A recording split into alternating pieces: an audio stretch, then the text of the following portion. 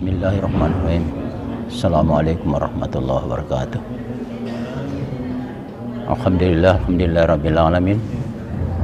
Assalatu wassalamu ala asrafil anbiya wal mursalin sayyidina Muhammadin wa ala alihi washabihi ajmain, amma ba'du. Saudara-saudara kaum muslim muslimat jamatul khair yang insyaallah dirahmati Allah Subhanahu wa taala. Kita lanjutkan kajian kita di surah Maryam pada ayat 84 sampai dengan 92 secara tafsiriyah. Seperti biasanya, sebelum kita membahasnya, maka kita membaca ayatnya secara bersama-sama. Tafadhal. Assalamualaikum warahmatullahi wabarakatuh.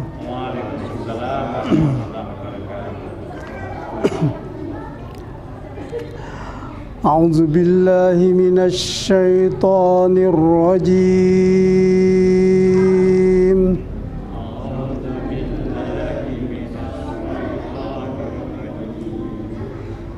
Bismillahirrahmanirrahim.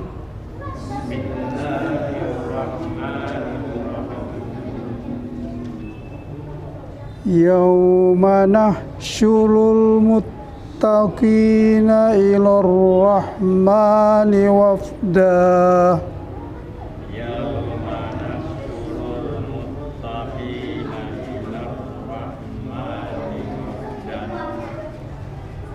Wa nasuqul mujrimina ila jahannama wirda.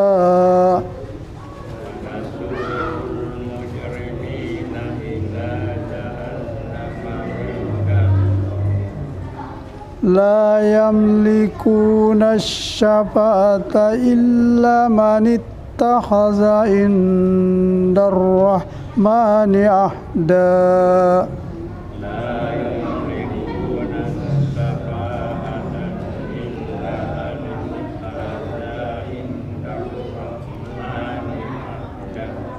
Wa qalu ittakhadha ar-rahmanu walada.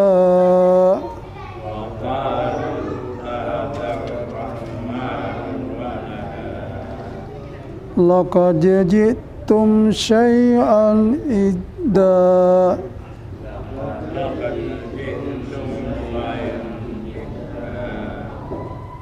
Takadus samawatu yatafattarna minhu wa tanshaqqul arda.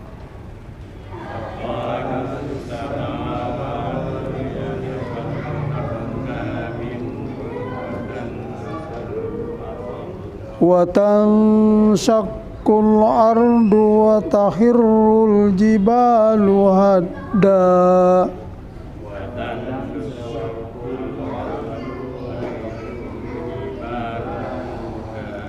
An da'u lirrahmani walada.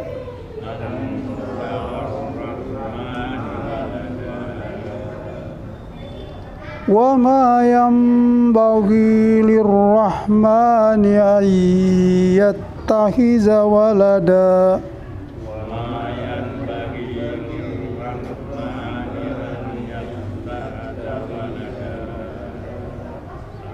Sadaqallahul azim. Assalamualaikum warahmatullahi wabarakatuh. Alhamdulillah alladzi 'allama bil qalam 'allamal insana ma lam ya'lam. Allahumma shalli ala Muhammad wa ala Muhammad.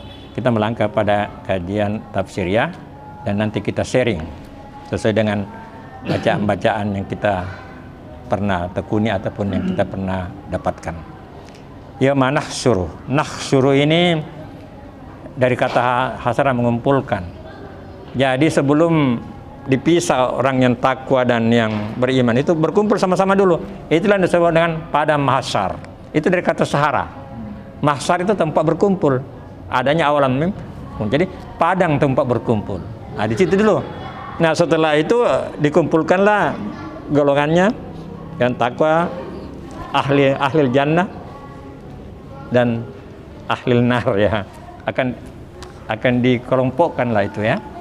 Pada pengadilan di pada masa dunia akhir. Tapi pengadilan itu belum berlangsung karena masih banyak saksi yang masih ada di dunia ini. Jadi setelah kiamat dunia ini barulah akan hadir semua saksi, baik benda-benda maupun binatang hadir semua. Nah, di situ baru adalah pengadilan. Pengadilan yang sederilnya, bukan pengadilan dunia.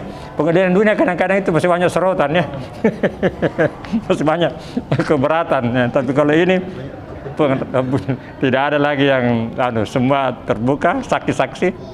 Ya. Nah, demikian pula orang bertakwa ada barisannya. Nah, disinilah penggambaran saksi itu kan ada kiri kanan ya, mencatat. Kata ba itu sebenarnya mencatat atau mengabadikan. Itu bisa dimaknai dengan merekam.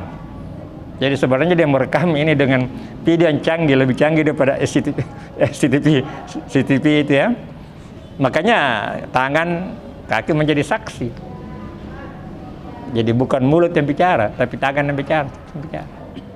Ya, saya dulu itu agak heran juga ketika Ustaz berbicara. Bagaimana tangannya, kaki jadi saksi? Saya kerja di televisi baru saya lihat, oh memang gambarnya nyata ya. Ya, CCTV saja canggih, apalagi malaikat itu. Ya, memiliki pelatan di kiri kanan ini. Dan pada saat itu ya mereka orang mujrim ini tidak bisa memberi syafaat. Dan kita alhamdulillah karena Rasulullah menjanjikan syafaat bagi yang beriman dan bagi yang sering mengucapkan salawat syafaat. Jadi ada keistimewaan dan hanya Rasulullah yang diberi keistimewaan itu untuk memberikan syafaat. Mudah-mudahan kita yang hadir di tempat ini adalah bagian daripada orang yang mendapatkan syafaat. Syafaat itu pertolongan sebenarnya dalam makna kalau bahasa Indonesia kan, tapi sebenarnya padanannya dalam bahasa Indonesia tidak tepat karena syafaat ini pertolongan khusus, utamanya yaumil akhir. Maka jadi diserap ya syafaat, mendapatkan syafaat ya. Dan inilah penerjemahan itu kadang-kadang memang ada keterbatasan ya, tapi kita akui juga penerjemahan berguna juga untuk pendekatan.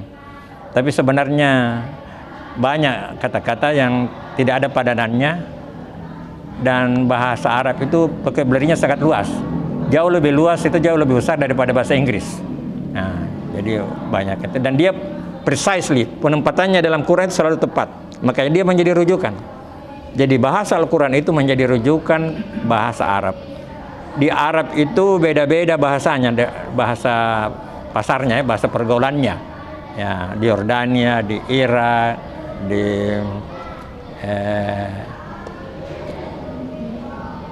di mana lagi itu bahasa di Aljazair ya, beda-beda. Tapi mereka semua merujuk pada Al-Quran.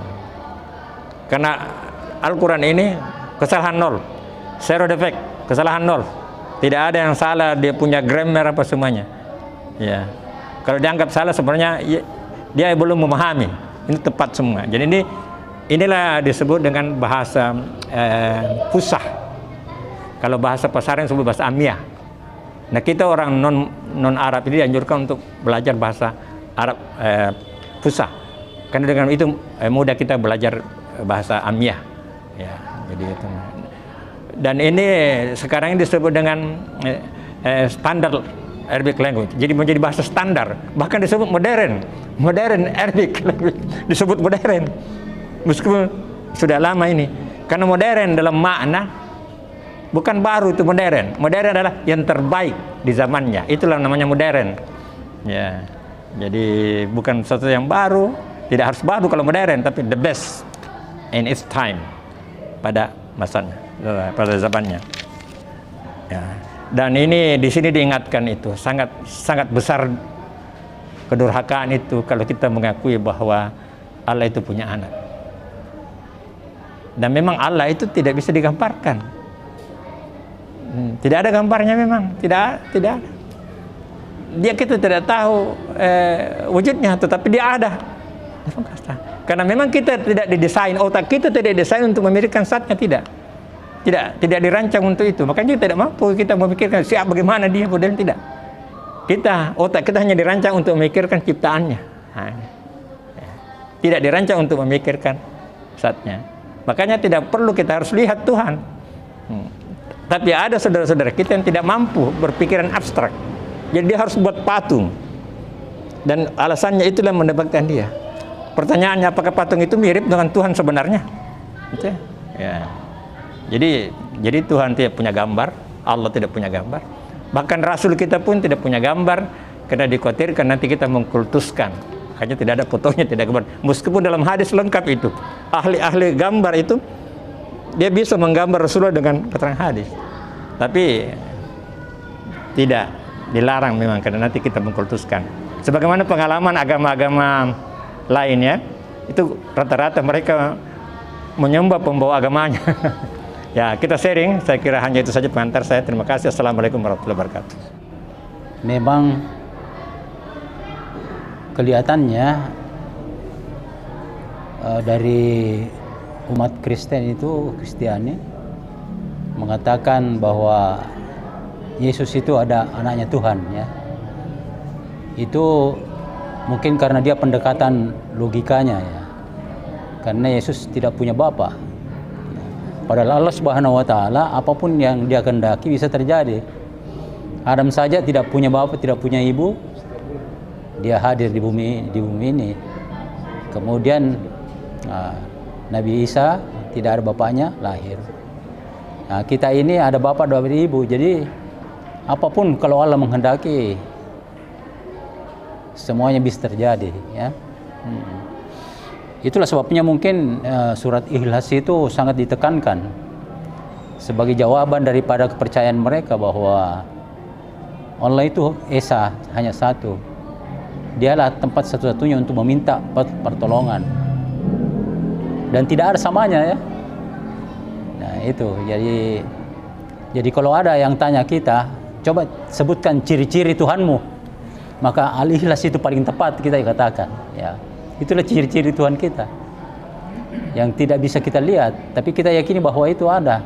Karena saatnya memang tidak bisa kita, tidak mampu, seperti Pak Nur tadi katakan bahwa tidak mampu untuk kita jangkau dengan akal pikiran, ya. Nah itu. Saya menanggapi tentang ateis itu, saya mau mengutip apa yang dikatakan oleh Zakir Naik, bahwa orang ateis itu sudah melangkah berpikir la ilaha, tinggal mau ditambah illallah, ketimbang orangnya ikut-ikutan tidak pernah berpikir, gitu ya. Jadi karena orang tuanya beragama itu dia ikut-ikut saja, tidak pernah pikir. Tapi kalau orang ateis itu sudah berpikir dia la ilaha, tidak ada Tuhan, hanya perlu ditambah illallah.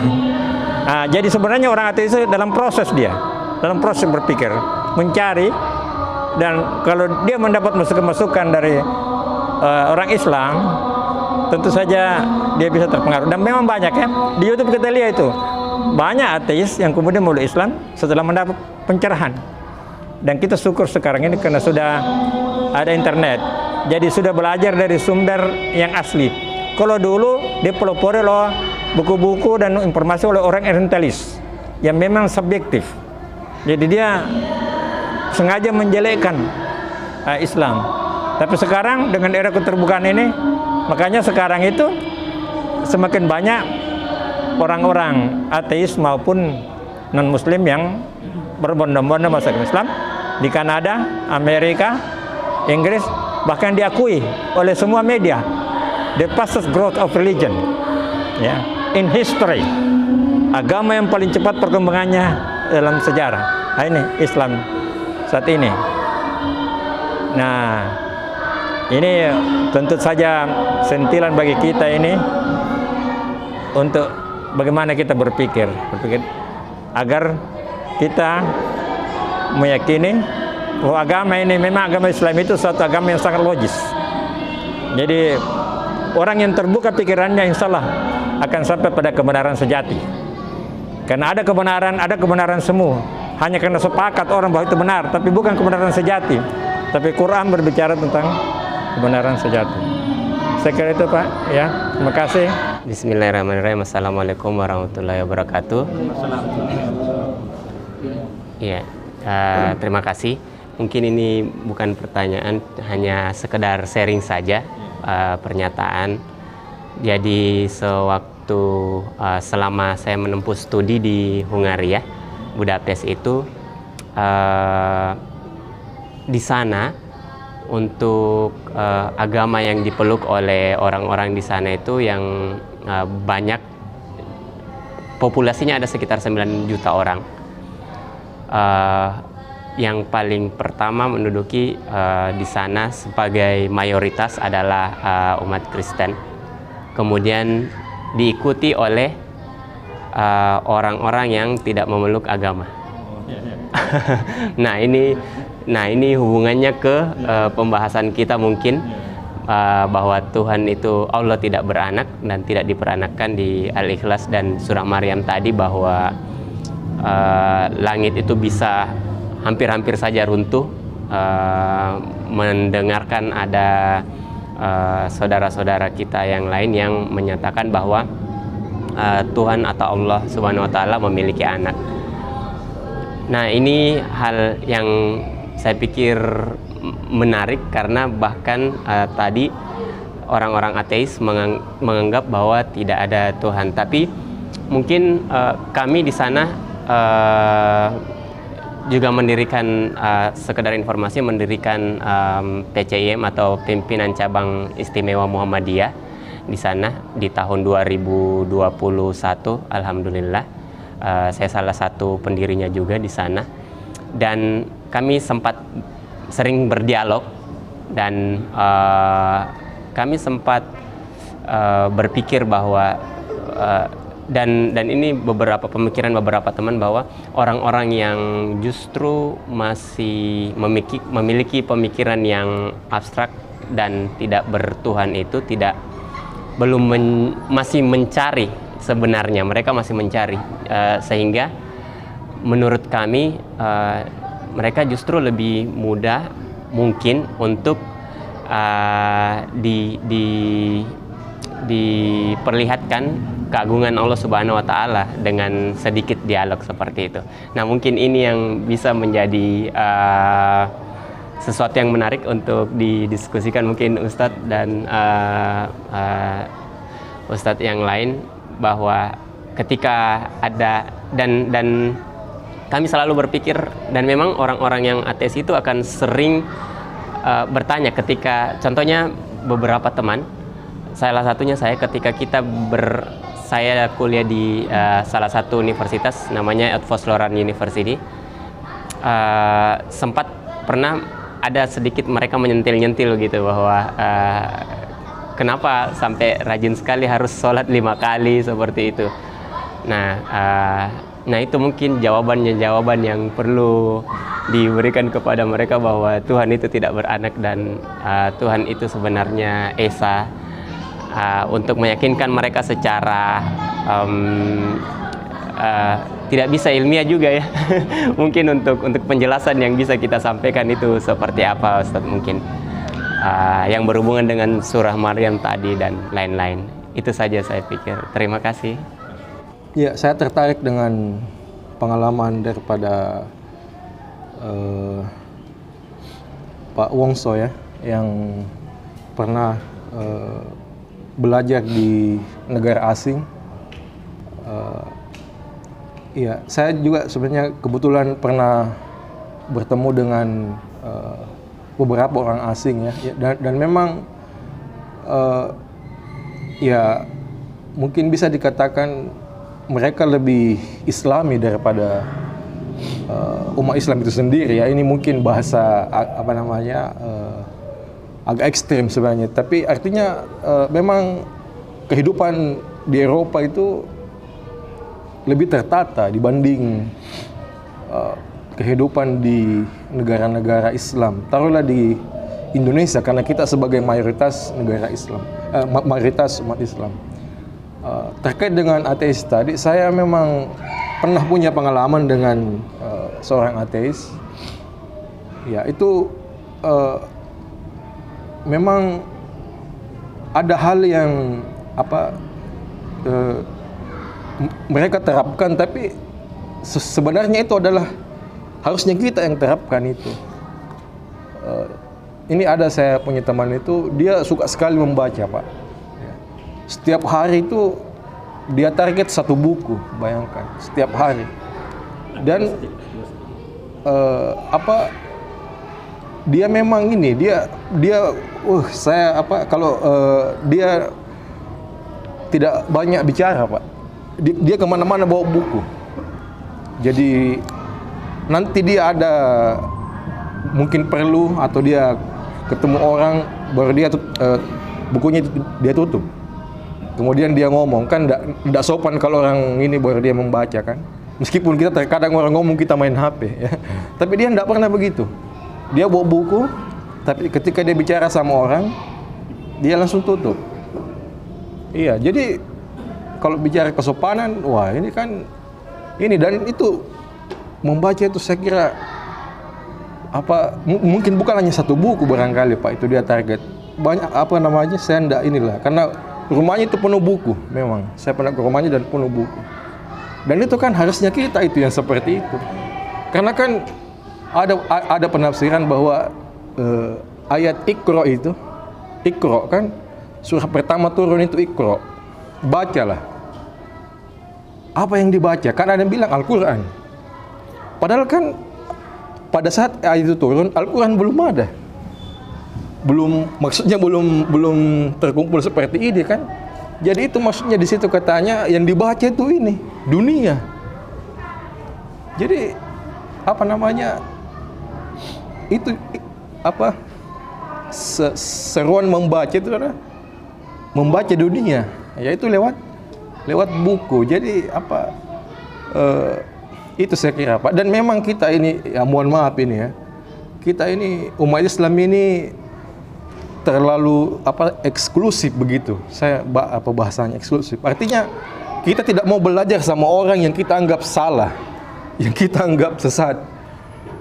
Ada ulama mengatakan sama dengan kita ini katanya sama dengan kita melihat kertas putih di tengahnya itu ada titik. Kita kasih orang, apa kau lihat di sini? Ada titik. Itu yang kita lihat, titik. Padahal kertas ini lebar kita tidak lihat. Jadi apa? Kita tidak mau belajar sama orang Kristen misalnya, orang mana yang memang mungkin ada hal positif yang kita bisa ambil dari situ kan?